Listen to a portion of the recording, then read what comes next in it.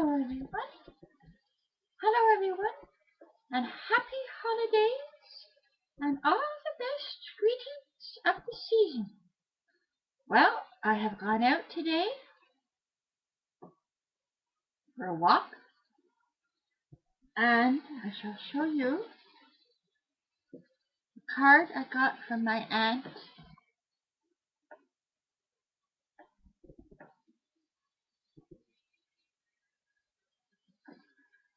Two cats. She said, I saw the cat's basket and I just had to give it to you. And Christmas card. My friend who gave me all those gifts. Today I went to the store and I got a few groceries and I met the nicest woman. There's one nice woman around here that I talk to when we meet at the grocery store or the pharmacy. She's very nice and we talk about the old times, the old eatings they have here, they used to have. I said, do you remember the old eatings they used to have? Eaton's basement, where you went to the basement and they had that cafeteria, or you could get the hot dogs and onion rings or French fries and things like that. Oh yeah, and you went up to on the escalator out level 1 or level 2, level 3.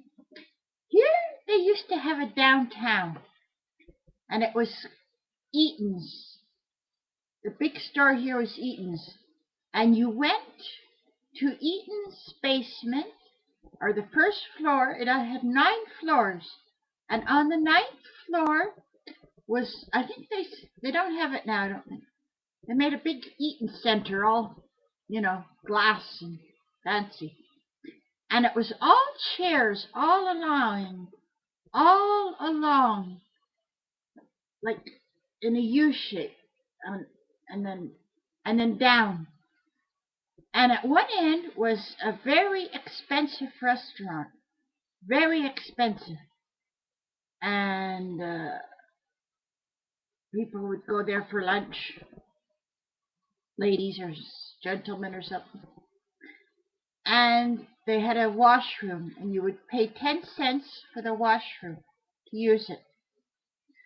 And there would be a sitting room, and ladies would sit there if they were tired or that, and feed their children or breastfeed their children in that room. So they didn't have malls like they have now, It's just starting out malls, so it wasn't big like it is now. And she remembers that. And they had Kresge's. Kresge's was like a Woolworth's, where you sat at the counter and had your lunch and picked up 5 and dime things. They had the Woolworths. They had Ogilvy's.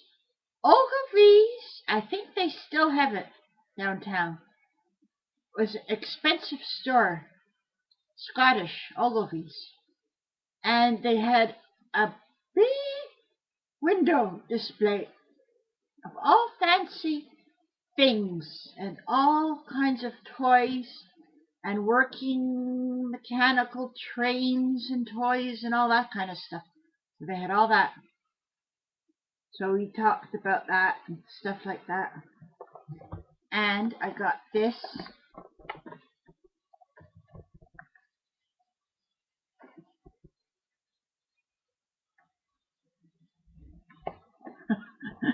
They're very good. They were on sale. And I remember Christmases. All my Christmases generally have been very well. Now, I remember one Christmas. I was a young, it's about 12 or 13, 12, going to be 13. And my grandmother had just died. She had rheumatic fever as a child, so when she got older, she had heart trouble. They wanted to operate on her, so she let them, and she didn't survive it, and she died. And my mother took it very bad. So My father had uh, brothers and sisters, two brothers and two sisters that he grew up with. He was the youngest one in Quebec City. And one of them was very friendly. They were all very friendly. And we used to visit each other, come and go in summers and winters like that, you know. And one of them said, come down for Christmas. Come down, stay here. And they didn't have a lot of money. They had an apartment or something. But we all went down, me and my sister and my uncle and my mother and father. And we were there, and my aunt would put on the most, in Quebec City they live, they put on the most beautiful suppers, roasts. They all did differently, you know, but she would always cook a good meal for everyone. Mashed potatoes, mashed turnip, carrots, green beans, peas, corn, big turkey, and then for dessert, Queen Elizabeth cake. I always made a dessert. So, very nice. And so, we had a Christmas. And we also, they had at that time, it was called Carnival, Winter Carnival in Quebec City. And you went walking. They had sports, ice skating. They had the luge. They had the luge. And they had Carnival. It was streets. You walk through the downtown streets. And what they did, they had ice sculptures, all kinds of ice sculptures. And my mother and my uncles and my father and uncle and aunt got, they had long canes. You could buy at the time long walking canes, plastic, gray, with a black handle. And the black handle unscrewed, and into the cane you poured your brandy. So they would take the walking canes, fill it up with brandy, put the screw the top back on, and say, okay, kids, and all us kids, me and my cousin, my French cousins, and my sister and I, we all went walking. And as we were walking down the Carnival, Winter Carnival, they unscrewed the top and would take jiggers. Took it once or twice. Said, isn't this fun? Took a jigger of brandy. So that was fun, a good memory I have of one Christmas. And then one Christmas when I got older, I got boyfriends. I didn't have many boyfriends, but I had a few.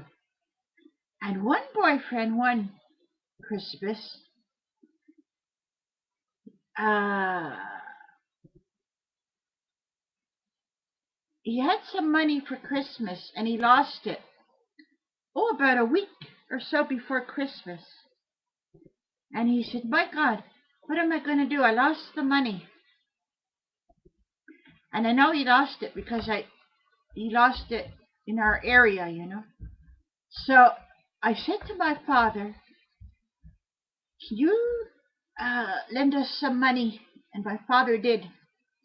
And I went out and I bought a chicken and vegetables and potatoes and turnip and cold cuts and chips and cheesies and all that stuff. And I made a poinsettia plant to decorate. And I made a big supper. And he came over with his son. He had a son who used to visit. He used to come when we were together. He would bring his son sometimes because he was separated from his wife, you know. And he brought his son. And for dessert, I found a recipe, and it was a recipe for, what was it called? Fruit cake with ice cream dressing. or something like that. I forget what it was. But it was a dressing, and you made it with cream and sugar and butter, or some cream and sugar. It was like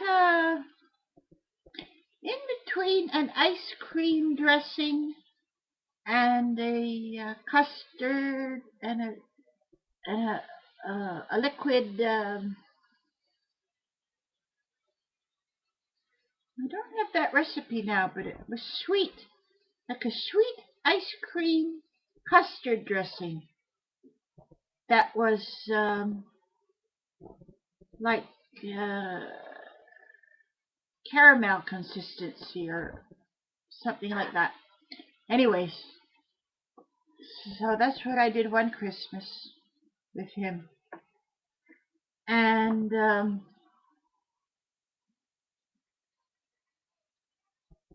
yes, he used to come over with his son, you know. He loved his son dearly.